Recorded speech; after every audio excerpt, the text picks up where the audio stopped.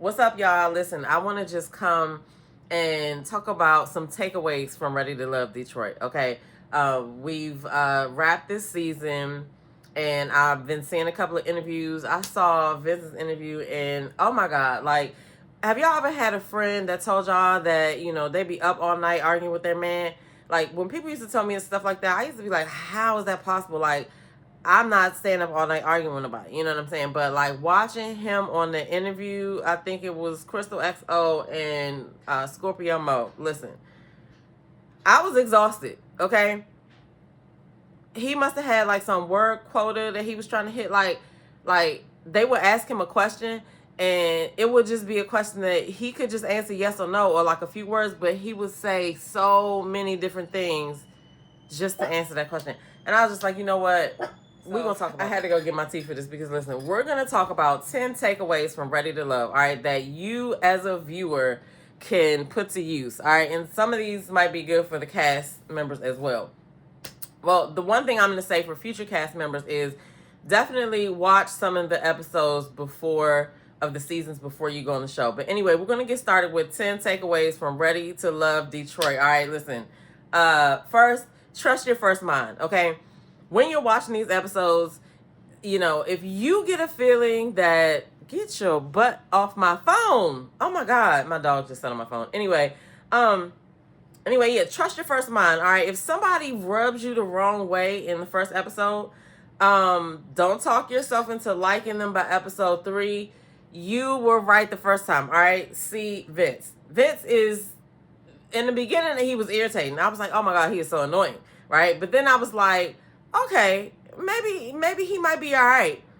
But fast forward to the reunion, Vince was sleeping with everybody. So. Really quick, I just want to say he was not sleeping with everybody because Lauren made it clear that never happened, but he was dating everybody. Let's just say that. Trust your first mind, okay? That's takeaway number 1. And number 2, looking put together doesn't mean that you are put together. Example, Bello. Okay, he came on that thing. He presented himself from the beginning. What I got that was presented to us was that he was put together. He was, I don't know. I just got the feeling that he was put together. Okay, fast forward, he had a girlfriend the whole time, and he didn't really know what he wanted because even though he chose Dominique, he did not really follow through on that. Okay, so. And then he's married now. So, granted, this was filmed, a while ago, but still, just, looking put together does not mean that a person is put together. All right. Okay.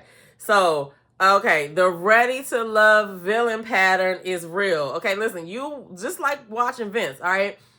If a person is presented in a good light, episode 1, even episode 1, 2, or 3, proceed with caution because it's probably going to happen 85-90% of the time that it's going to totally flip by the end of the season. All right, this is a production, people, because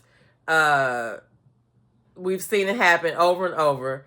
All right, but every single time by the reunion, the person that was looking so great in the beginning is looking crazy at the reunion or by the reunion. All right, so that's the other takeaway. All right, that's number 3. All right, number 4. A lot of stuff happens off screen, right? And we don't really get to find out that stuff until the interviews. So this is how I watch the show. I watch the show and I follow certain people for things that could come out regarding the show during the season while they're watching. Like sometimes the cast members will say little things, but they really can't speak freely until after the reunion. And so that's when I watch the interviews to find out all the holes that we might be missing or what went on behind the scenes because we are watching the stuff that production wanted us to see. So we could be missing conversations. We could be missing people be dating behind the scenes and we don't never see them go on a date. So, just understand that a lot of stuff happens behind the scenes. All right. But we need answers on some of this stuff. And they be trying to upload like the little extra stuff on their channel, I see. But just stay tuned for the interviews at the end of the seasons because that's when some of your questions get answered. Okay. Okay, so, this show will test your mental health, okay? And I'm talking about as a cast member. Now, I'm not a cast member, but I've had the pleasure of, meeting a few cast members and watching a bunch of them, speak about the show and their experience on it. And one that really comes to mind is Tyrone E. Wilson and Sabrina Soul. I don't know if you guys are familiar with her. If you watch Ready to Love, you should be familiar with both of those people. Okay. They both have channels, and listening to them discuss their experience on the show opens up a lot. And a lot of other cast members came and talked about their experiences throughout the seasons, right? And so I feel like therapy should be included in this whole thing, because essentially the production people are taking these people, the cast, whoever it is, through something, right? And it's probably going to be a little traumatic just because of the nature of what's going on. It's so fast moving and so quick or whatever. I feel like they should include therapy, but a lot of people, it affects their mental health. Okay. So be mindful of that when you're making your commentary as well. All right. But therapy should be a part of the contract at this point. I mean, come on, all the stuff that's happened. Come on. Okay, so takeaway number 6. Dang, we only on number 6. The confessional. I like the little confessional dating cam. When they were at the reunion too, they had like the little, they'll show backstage, and they also have where people can go and explain further about something that may have happened. I do like that addition. I also like the addition in the show where people were chiming in before their dates, how they felt. I feel like they should do more of that. We like to see that, okay? And then, okay, number 7.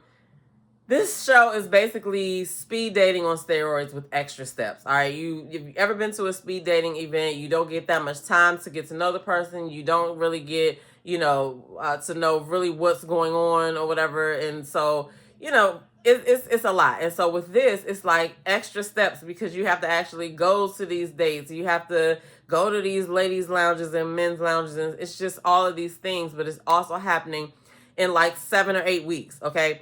Maybe 10, but at least 7 or 8 weeks. And that's really fast, okay? Especially when you're dating multiple people and you're not even really getting the full gist of everybody. Like, no. So just, take that with a grain of salt. Because a lot of times I feel like they probably will go through the whole season and they don't really even get to know each other until after they finish shooting, because it's so fast. So anyway, okay, takeaway number 8. We got to watch out for the people who just want their 15 minutes of fame, all right? We can't get away from that in whatever we're doing now. Like, somebody is always going to come and try to get their 15 minutes of fame. Just let them have it. Let's just watch. You know what I'm saying? Let's just watch. But this season, I feel like they did a really good job capturing like real conversations. Detroit looked good. They were dressing nice. I feel like they were talking about things that we wanted to hear them talk about. They were being real to me. That's the perception that I picked up. You guys get down in the comments below and let me know if you agree. But compared to some other seasons where we were just kind of like, feeling like a lot of things were lacking, I feel like Detroit, I feel like Detroit brought it when it came to dressing. I feel like they brought it when it came to like actual dating conversations. All right. Even though it was a lot of, funny stuff in there, but I think they did good with that. All right. Okay. So, then, listen, I think the one thing that Ready to Love constantly proves is that the dating pool has pee in it. All right. It is a small, like, I don't even know if this is redundant, but it's a microcosm. I was going to say small microcosm. It's a microcosm of what we go through in the world. Because if you think about it, a lot of these people that we see on these shows, we can all relate to, oh my God, I've met someone like that. Oh my God, I know someone like that. Or maybe you're like, oh my God, I've done that, right? So it's something that we can all relate to on a universal level, when it comes to dating. So I just feel like they just keep proving that the pool has pee in it. And then the last takeaway is, just because they choose you on camera does not mean that they're going to do what they need to do after those cameras stop filming. All right. And that's one thing to just realize, that this process goes by so fast that a lot of times people are doing stuff because they feel like they're pressured. And then after they make the choice, now they have to work to keep up the choice, right? When they really might not want to do that. So it's hard being in the public eye, I would assume. And props go to the people who are able to go onto TV and date. That is a superpower in itself. Okay, nobody wants to go through the things that we have to go through dating with cameras rolling. So shout out to you guys. But those are my takeaways from Ready to Love Detroit. Obviously, I'm going to be watching the next season. Y'all get down in the comments below and let me know what you thought of this season, especially compared to the other seasons. I feel like Philly caught a tough break because they really were interrupted. Like the season was interrupted for a long time, and then it was like a little momentum break to pick back. I feel like they didn't get their just dues or whatever. But at the same time, we're already on to the next. You know what I'm saying? So get down in the comments below. Let me know what you think. I'll see y'all in the next video. Peace.